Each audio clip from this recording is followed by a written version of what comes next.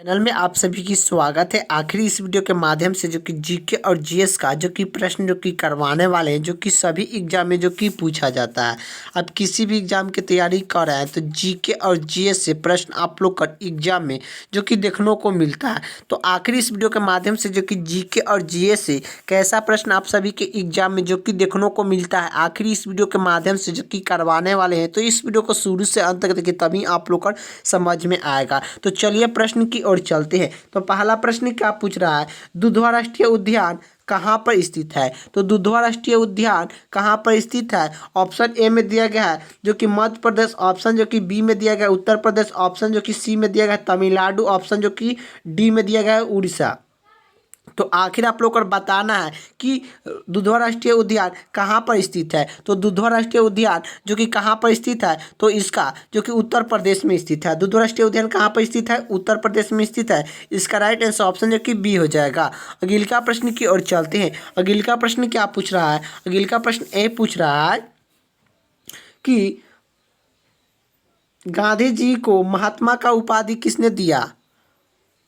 तो महात्मा गांधी को गांधी जी का उपाधि किसने दिया, जो कि गांधी जी को महात्मा का उपाधि किसने दिया, सॉरी, तो यह किसने दिया। तो गांधी जी को महात्मा का उपाधि किसने दिया, तो रविन्द्रनाथ टैगोर ने दिए थे। इसका राइट आंसर ऑप्शन जो कि सी हो जाएगा। अगला प्रश्न की ओर चलते हैं। अगला प्रश्न क्या पूछ रहा है, अगला प्रश्न ए पूछ रहा है कि कंगारू राष्ट्रीय उद्यान कहाँ पर स्थित है। तो कंगारू राष्ट्रीय उद्यान कहाँ पर स्थित है, आखिर आप लोग को बताना है। तो कंगारू राष्ट्रीय उद्यान जो कि कहाँ पर स्थित है, तो यह असम में स्थित है।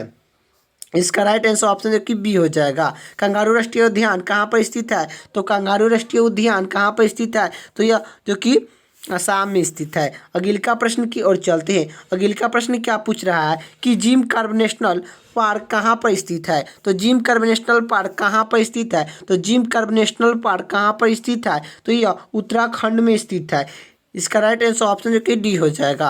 अगला प्रश्न की ओर चलते हैं। अगला प्रश्न क्या पूछ रहा है, अगला प्रश्न ए पूछ रहा है कि गिरगांव राष्ट्रीय उद्यान जो एशिया शेर के लिए प्रसिद्ध है स्थित है। तो गिरगांव राष्ट्रीय उद्यान जो एशिया शेर के लिए प्रसिद्ध है स्थित है, तो कहाँ पर स्थित है आप लोग को बताना है। तो जो कि एशिया शेर के लिए प्रसिद्ध कहाँ पर है गिरगांव राष्ट्रीय उद्यान, तो यह गुजरात में है। गिरगांव राष्ट्रीय उद्यान कहाँ पर स्थित है, जो कि गुजरात में स्थित है, जो एशिया शेर के लिए प्रसिद्ध है। इसका राइट आंसर ऑप्शन जो कि डी हो जाएगा। अगला प्रश्न की ओर चलते हैं। अगला प्रश्न क्या पूछ रहा है, अगला प्रश्न ए पूछ रहा है कि जो कि पंजाब केसरी किसके किसके कहा जाता है। तो पंजाब केसरी जो कि पंजाब केसरी किसे कहा जाता है, तो पंजाब केसरी किसे कहा जाता है, तो सरदार वल्लभ भाई पटेल को पंजाब केसरी कहा जाता है। इसका राइट आंसर ऑप्शन जो कि सी हो जाएगा। जो कि पंजाब केसरी किसे कहा जाता है, तो यह जो कि किसे कहा जाता है, तो सरदार वल्लभ भाई पटेल को पंजाब केसरी कहा जाता है। आखिर आप लोग का पूछेगा कि बिहार जो कि केसरी किसे कहा जाता है, तो बिहार केसरी जो कि किसे कहा जाता है, बिहार केसरी किसे कहा जाता है, तो यह जो कि कृष्णा। इसका राइट आंसर आप लोग का कमेंट बॉक्स में देना है कि बिहार केसरी किसे कहा जाता है। तो इसका आंसर आप लोग का कमेंट बॉक्स में आप लोग को बताना है। तो चलिए, तो इसका राइट आंसर क्या हो जाएगा, जो कि पंजाब केसरी किसे कहा जाता है, तो सरदार वल्लभ भाई पटेल को कहा जाता है। नेताजी किस महापुरुष को कहा जाता है, तो नेताजी किस महापुरुष को कहा जाता है, तो यह सुभाष चंद्र बोस को जो कि कहा जाता है। नेताजी किस महापुरुष को कहा जाता है, तो सुभाष चंद्र बोस को जो कि कहा जाता है। और जो कि सुभाष चंद्र बोस जो कि 3 नारा दिए हैं, क्या 3 गो नारा जो कि दिए हैं, नारा जो कि 3 गो नारा जो कि दिए हैं, कौन, एक जो कि जय हिंद, क्या जय हिंद का नारा सुभाष चंद्र बोस ने जो कि जय हिंद का नारा दिए हैं। जय हिंद, हिंद के नारा जो कि सुभाष चंद्र बोस जो कि दिए हैं, जय हिंद के नारा सुभाष चंद्र बोस ने दिए हैं। और दिल्ली चलो, क्या दिल्ली चलो के नारा जो कि किसने दिया है, तो दिल्ली चलो क्या दिल्ली चलो के नारा जो कि किसने दिया है? तो दिल्ली चलो के नारा जो कि सुभाष चंद्र बोस ने जो कि दिए हैं।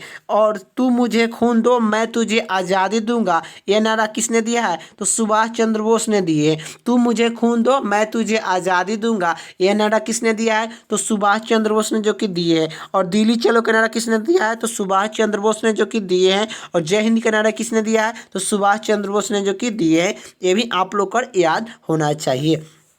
तो इसका राइट आंसर ऑप्शन जो कि बी हो, जो कि सी हो जाएगा। जो कि पंजाब केसरी किससे कहा जाता है? तो सरदार वल्लभ भाई पटेल को कहा जाता है। अगले का प्रश्न की बात करें, अगले का प्रश्न क्या पूछ रहा है कि भारत के अंतिम गवर्नर जनरल कौन थे? तो भारत के अंतिम गवर्नर जनरल कौन थे? तो यह C.R. गोपालाचार्य थे। C.R. गोपालाचार्य भारत के अंतिम गवर्नर जनरल थे। तो यही पूछेगा कि महात्मा गांधी का क्या, महात्मा गांधी का राजनीतिक गुरु कौन थे? तो महात्मा गांधी का राजनीतिक गुरु जो कि कौन थे? तो महात्मा गांधी के राजनीतिक गुरु कौन थे? तो यह राजनीतिक गुरु कौन थे? तो यह गोपाल कृष्ण गोखले, जो कि गोपाल कृष्ण गोखले थे। आप लोग का ये भी याद होना चाहिए। और यही बात करें कि C.R. गोपालाचार्य यह भारत के अंतिम गवर्नर जनरल थे। तो इसका राइट आंसर ऑप्शन जो कि डी हो जाएगा। अगले का प्रश्न क्या पूछ रहा है कि दिल्ली चलो का नारा किसने दिया है? तो दिल्ली चलो का नारा किसने दिया? तो सुभाष चंद्र बोस ने जो कि दिए थे। इसका राइट आंसर ऑप्शन जो कि ए हो जाएगा। अगले का प्रश्न की ओर चलते हैं। अगले का प्रश्न क्या पूछ रहा है, करो या मरो का नारा किसने दिया? करो या मरो के नारा किसने दिया? करो या मरो के नारा किसने दिया? तो यह जो कि किसने दिया? तो महात्मा गांधी ने जो कि दिए थे। करो या मरो नारा किसने दिया? महात्मा गांधी ने जो कि दिए थे। और भारत छोड़ो, क्या भारत छोड़ो, भारत छोड़ो के नारा किसने दिया? तो भारत छोड़ो के नारा किसने दिया? तो यह जो कि किसने दिया? तो यह महात्मा गांधी ने भारत छोड़ो के नारा जो कि दिए थे। ये भी आप लोग को याद होना चाहिए। अगले का प्रश्न की ओर चलते हैं। अगले का प्रश्न क्या पूछ रहा है कि मूल संविधान में कितने अनुसूची है थी? तो मूल संविधान में कितने अनुसूची थी? तो मूल संविधान में जो कि कितने अनुसूची थी? तो 8 अनुसूची थी। लेकिन अब वर्तमान में जो कि कितना अनुसूची है? तो वर्तमान में अब कितना अनुसूची है? तो अनुसूची जो कि 12 है। वर्तमान में 12 अनुसूची है। अभी जो कि मूल संविधान में कितने अनुसूची थी? तो 8 अनुसूची थी। लेकिन अभी वर्तमान में जो कि कितना अनुसूची है? तो 12 अनुसूची है। ये भी आप लोग को याद होना चाहिए। यही बात करें कि जब मूल संविधान में कितना भाग है, अभी जो कि भाग के बात करें कि मूल संविधान में जो कि कितना भाग है, तो मूल संविधान में भाग के बात करें तो भाग जो कि कितना है? तो भाग जो कि कितना था? 22 भाग था। और जो कि मूल संविधान में कितना अनुच्छेद था? तो कितना अनुच्छेद था? तो यह अनुच्छेद कितना था? तो ये भी आप लोग का याद होना चाहिए कि मूल संविधान में कितना अनुच्छेद था। तो यह जो कि कितना अनुच्छेद था? तो 395 अनुच्छेद था। लेकिन अभी वर्तमान में जो कि कितना हो गया है, ये भी आप लोग का जान लीजिए कि वर्तमान में जो कि कितना हो गया है। तो वर्तमान में जो कि बात करें कि वर्तमान में अनुसूची कितना है? तो अनुसूची वर्तमान में कितना है? तो 12 हो गया है। वर्तमान में जो कि अनुसूची जो कि 12 हो गया है। और जो कि भाग वर्तमान में जो कि कितना हो गया है? भाग वर्तमान में 25 भाग हो गया है। यही बात करें कि वर्तमान में अनुच्छेद कितना हो गया है? तो वर्तमान में अनुच्छेद जो कि 468 हो गया है। 468 अनुच्छेद जो कि वर्तमान में अभी है। ये भी आप लोग को याद होना चाहिए। तो इसका राइट आंसर क्या हो जाएगा?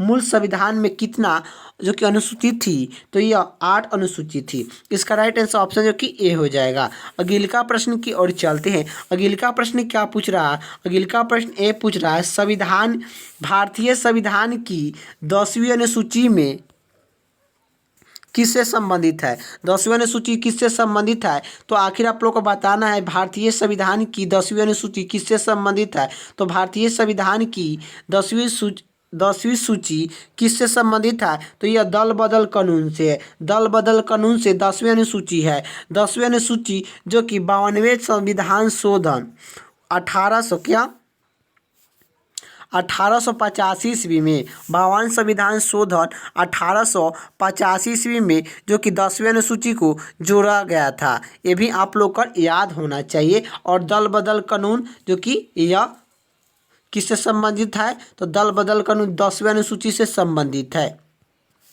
इसका राइट आंसर ऑप्शन जो कि ए हो जाएगा। अगिला प्रश्न की बात करें, अगिला प्रश्न क्या पूछ रहा है? वर्तमान में भारतीय संविधान में कुल कितने अनुसूची है? तो वर्तमान में भारतीय संविधान में कुल कितने अनुसूची है? तो कुल कितने अनुसूची है? तो 12 अनुसूची है। ये भी आप लोग का राइट आंसर ऑप्शन जो कि बी हो जाएगा। अगिला प्रश्न की ओर चलते हैं। अगिला प्रश्न क्या पूछ रहा है? अगिला प्रश्न ये पूछ रहा है, राज्य के नीति निषेध तत्व का उल्लेख भारतीय संविधान के किस भाग में है? तो राज्य के नीति निषेध तत्व का उल्लेख भारतीय संविधान की किस भाग में है? तो भारतीय संविधान के किस भाग में है? तो ये चौथा भाग में है। इसका राइट आंसर ऑप्शन जो कि सी हो जाएगा। चौथा भाग में राज्य के नीति निषेध तत्व का जो कि उल्लेख मिलता है। यही बात करें कि राज्य के नीति निषेध तत्व का उल्लेख कहाँ जो कि किस संविधान में मिलता है? तो यह संविधान के किस भाग में मिलता है? तो भाग जो कि चौथा में मिलता है। जो कि भाग जो कि पांचवा भाग में क्या मिलता है? तो पांचवा भाग में जो कि संघ के बारे में बताता है। पांचवा भाग में जो कि संघ के बारे में बताता है। चौथा भाग में राज्य के नीति निषेध तत्व के बारे में बताता है। लेकिन पांचवा भाग जो कि तीसरा भाग में क्या बताता है? तो तीसरा भाग जो कि भाग तीसरा के बारे में क्या बताता है? तो तीसरा भाग में जो कि मौलिक अधिकार के बारे में जो कि तीसरा भाग जो कि बताता है। ये भी आप लोग को याद होना चाहिए। तो इसका राइट आंसर ऑप्शन जो कि सी हो जाएगा। अगिला प्रश्न की ओर चलते हैं। अगिला प्रश्न क्या पूछ रहा है? भारतीय संविधान के किस अनुच्छेद में राज्य के नीति निषेध तत्व का उल्लेख है? तो भारतीय संविधान के किस अनुच्छेद में राज्य के नीति निषेध तत्व का उल्लेख है? तो यह किस अनुच्छेद में है? तो यह राज्य के नीति निषेध तत्व का उल्लेख किस अनुच्छेद में है? तो अनुच्छेद जो कि कितना 36 से लेकर 51 तक जो कि राज्य के नीति निषेध तत्व का बारे में जो कि उल्लेख किया गया है। इसका राइट आंसर ऑप्शन जो कि डी हो जाएगा। अनुच्छेद जो कि 36 से लेकर 51 तक। और यही आप लोग कर बात करें कि अगिला प्रश्न क्या पूछ रहा है? अगिला प्रश्न ये पूछ रहा है कि भारतीय संविधान में राज्य के नीति निषेध तत्व का ग्रहण कहाँ से किया गया है? तो यह ग्रहण कहाँ से किया गया है? तो राज्य के नीति निषेध तत्व का ग्रहण कहाँ से किया गया है? तो यह जो कि भारतीय संविधान में राज्य के नीति निषेध तत्व का ग्रहण कहाँ से किया गया है? तो आयरलैंड से जो कि किया गया है। इसका राइट आंसर ऑप्शन जो कि बी हो जाएगा। अगिला प्रश्न की ओर चलते हैं। अगिला प्रश्न क्या पूछ रहा है कि मंत्रिमंडल की बैठक की अध्यक्षता कौन करता है? तो मंत्रिमंडल की बैठक की अध्यक्षता कौन करता है? तो मंत्रिमंडल की बैठक की अध्यक्षता कौन करता है? तो यह प्रधानमंत्री करते हैं। इसका राइट आंसर ऑप्शन जो कि ए हो जाएगा। यही बात करें कि प्रधानमंत्री बनने के लिए न्यूनतम आयु 25 वर्ष जो कि होना चाहिए। प्रधानमंत्री बनने के लिए न्यूनतम आयु सीमा क्या रखा गया है? तो 25 वर्ष जो कि रखा गया है। यही बात करें कि आखिर जो कि राष्ट्रपति बनने के लिए 35 वर्ष जो कि रखा गया है। राष्ट्रपति बनने के लिए न्यूनतम आयु सीमा 35 वर्ष जो कि आप लोग का रखा गया है। और जो कि उपराष्ट्रपति बनने के लिए 35 वर्ष जो कि आप लोग का आयु सीमा भी रखा गया है। राष्ट्रपति उपराष्ट्रपति बनने के लिए 35 वर्ष जो कि आप लोग का आयु रखा गया है। तो इसका राइट आंसर ऑप्शन जो कि ए हो जाएगा कि मंत्रिमंडल की बैठक की अध्यक्षता कौन करता है? तो प्रधानमंत्री करते हैं।